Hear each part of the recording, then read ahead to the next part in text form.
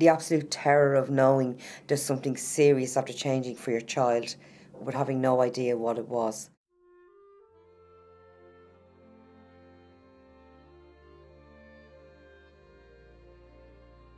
I was convinced she could have had a tumour, or, you know, there's something being missed along the way, and you're running out of time, and, you know, you still can't get a diagnosis as to what's wrong with your child.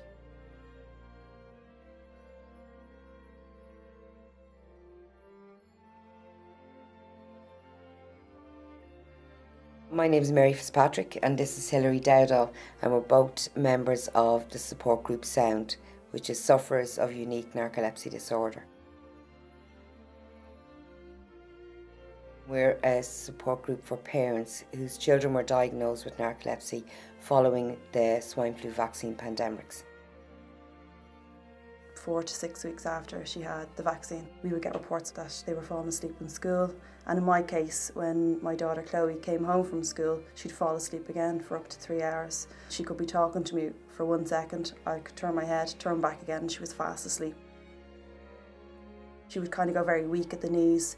If she was laughing or if she was upset, her head would drop to the side, her eyelids would droop. I started noticing when he was asleep, he was very disturbed. To me, he looked like he was having a fit every time he fell asleep. She was frightened to go to bed because she knew she'd have this episode every night. She'd wake up screaming.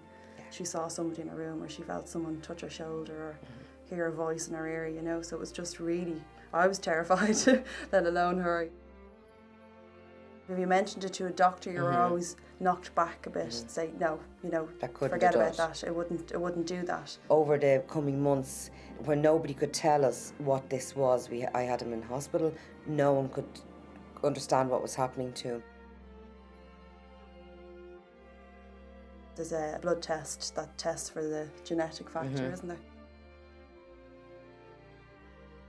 Then a lumbar puncture had to be done, which was quite traumatic for Chloe. She was very sick for about a week afterwards. And then they set up a sleep study in the Mater Private where they have to stay overnight to monitor their sleep and then do kind of multiple sleep tests the following day. So all those combined, you needed those 3 elements really to get the proper diagnosis. It's a lifelong condition, no cure, you know, and they're going to struggle throughout their life now with all these symptoms, and not a lot of medication that really there to help control it, you know. And not like the implications for their future. You know, the career paths they choose are much more limited now. We're watching them struggling with school, with their education, with their social life, you know, with their emotions. When you start to see that and realise they're children now, but as they become adults, this is going to be a part of their life forever. That's, you know, it's an enormous thing for any of us as parents to come to terms with, and I don't think any of us really have.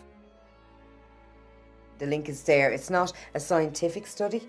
It's an epidemiological study where it's laws of probability that, yes, this vaccine caused an increase in narcolepsy among children under the age of 19, they're saying, and the European Medicines Board has said something very similar.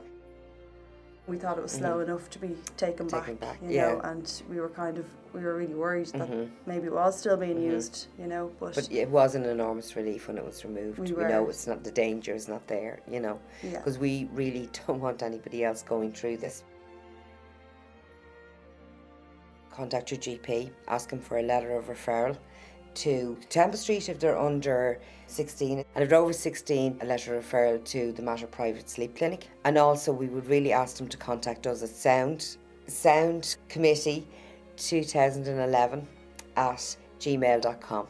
It's been a great support to be able to talk to someone who knew exactly what you were going through. It's very hard for people to understand it unless you're actually living with it, or when your child is living with it. Children in our group have met each other, and that was a huge benefit to them, because they are always the only one in their school with this, or the only one in their neighbourhood, and you know, that day they were able to meet each other and talk about how this was affecting them, because their voices are very important in this.